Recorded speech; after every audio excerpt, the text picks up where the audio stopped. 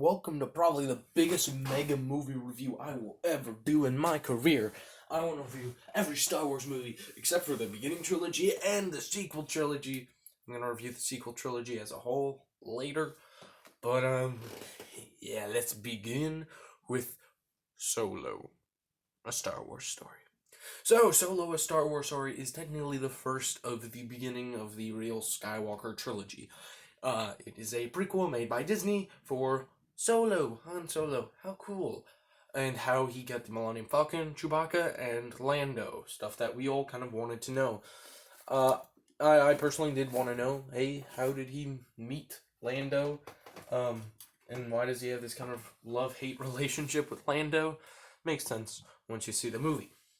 I really liked them. I enjoyed the movie the first time I saw it. The first time I saw it, I was like, man, this is good. Can't wait for more. Can't wait for an Obi-Wan Kenobi movie.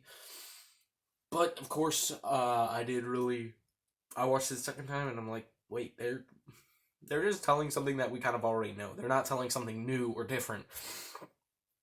And, it just felt like it got longer and longer each time I watched it. I still like it, but I don't like it enough to watch it another time before Skywalker comes out. So I gotta give it the pretty bad grade of C.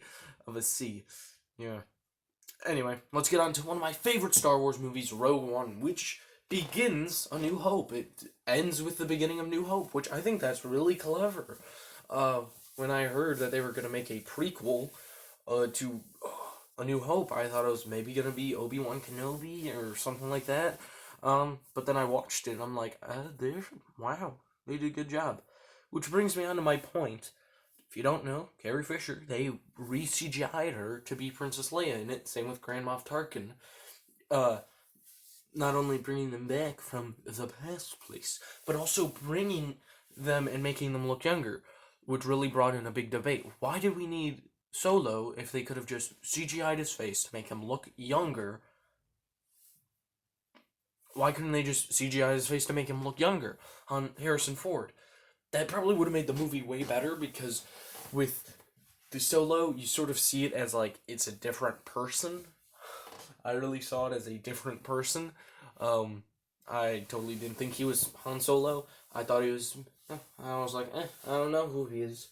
We'll find out, hopefully, by the end of this movie. But yeah, I sort of enjoyed it. But Rogue One. This is the one thing that I will say about it, in terms of the casting. I know a lot of people are like, we need more diverse casts. I don't really see that we need them, because if you're just purposely making diverse casts to make a diverse cast, then you're really not seeing the point of making a diverse cast. A diverse cast is meant to basically help the actors have more leeway and more fun with characters, because there are different characters. They're not all stick figures. But when you make them seem all very much the same, it does not work. So when I heard that, like, oh, my friend Jeremy, he walked out of the theater and was like, dude, they have such a diverse cast. There was a bunch of people from different races that I never thought that we would see really highlighted in a great movie in Star Wars. And I was like, oh no. Because they said that also with The Last Jedi. Hey, The Last Jedi is such a diverse cast. Does the diverse cast help? No, it just makes it seem like they're pandering to other people. I don't really enjoy that. But I gotta admit, it really worked in this movie. With everyone feeling really different, it felt like you could sort of get behind their position, that it was that everyone was sort of against the Empire, that different people were against the Empire. I love that. That was a nice touch. Also, it's just such a nice movie. It's filling enough where I can watch it a couple times and be enjoyed. And it's also not too, well, I gotta watch 3 of these to understand them. Arrgh. I would love a Disney Plus show of, like, some of the characters before it. I doubt that we would see that, but really, it's amazing. I have to give it one of the highest grades that I'll ever give a movie on my channel, an A+. I didn't think I would give it this high. Of course, if you know, A++ is really a outstanding film, something that I can say I will watch for the rest of my days. This is one of those films I think that is outstanding, and I can watch the rest of my days without feeling bored. But again, also, there are definitely scenes where I'm a little bored. But I love it. I think it's an A+ movie. Anyway, let's get on to the first ever Star Wars movie ever made, A New Hope. So, whoo, jeez. This movie is great. I there's nothing that I can really say that other people haven't already said about it. Because, again, this is such an old movie where a lot of people have their opinions on it. Watchmen is still kind of new, that definitely people have shaped their opinions, and you can sort of leave room for theories. But I love this movie. Number one, the casting of Obi-Wan Kenobi is the best casting I've ever seen in a movie. He is my Obi-Wan Kenobi. I need his voice. If we even have a second scene in The Rise of Skywalker where there's a bunch of glowies and there's Yoda, Anakin, I don't know, maybe even Han, Leia, Luke, all of those guys, even Qui-Gon Jinn. I would love one scene where we just hear Alec Guinness go, "Use the Force." That would be amazing, because he is the best casting I ever saw in the Star Wars franchise. Alright, let's get on to, what is the rating of it? I give it an A. It's really, really good. An A. No, my bad. Got those switch up. A minus. A minus, only because there is some stuff, again, the director's cut where Greedo doesn't shoot first definitely annoys me. And then, of course, there was some stuff that needed to be worked out. There are some things I have my problems with, but again, still a great film overall. Next film, Empire Strikes Back. This is regarded as one of the best sequels in history, and you can understand why. Also, it has Lando. I don't really want to add much more to this video, so we're going to keep it short. A. It deserves an A. It has Lando Calrissian and Billy D. Williams. Thank you so much for being alive.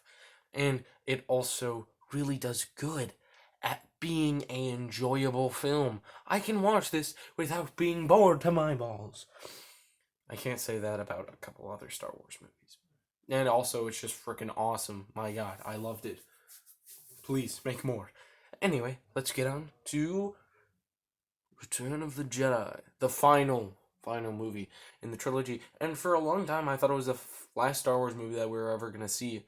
Because really, after that, there wasn't too much going on in the Star Wars franchise.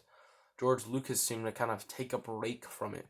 And it seemed like we may never see Star Wars come back to the big screen again. But then we were surprised with Phantom Menace.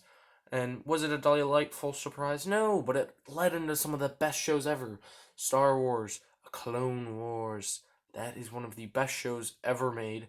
Also, we got a lot of great, good characters from it. But we gotta focus on the end here.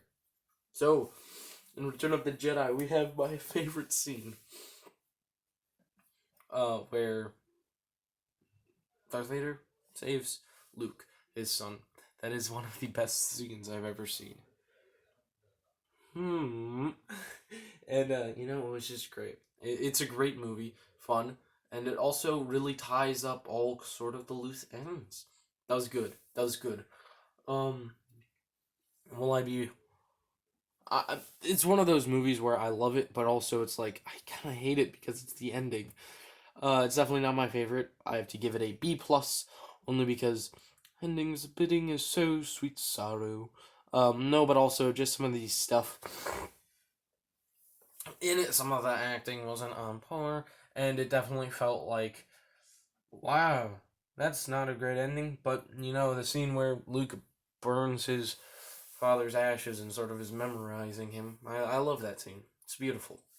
So that's it for this rant. I hope I didn't go too long, but if you don't know the scores, let's start off with Solo. It got a C. Not too bad. Rogue One got an A+. A New Hope got an A-. Why did I do it like that? Empire Strikes Back gets an A+.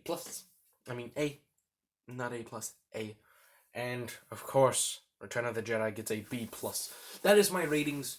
If you haven't already, go check out the... I know it's titled Friday the 13th Life Hacks. I don't know. I was really tired when making that video and on caffeine, so I just decided, hey, I'd throw some shit together. Why not? And it worked. It's funny. It's pretty cool. Pretty cool. I enjoy it. So video. Um, Also, one thing that I was gonna say. Oh, one thing that did happen that I did enjoy.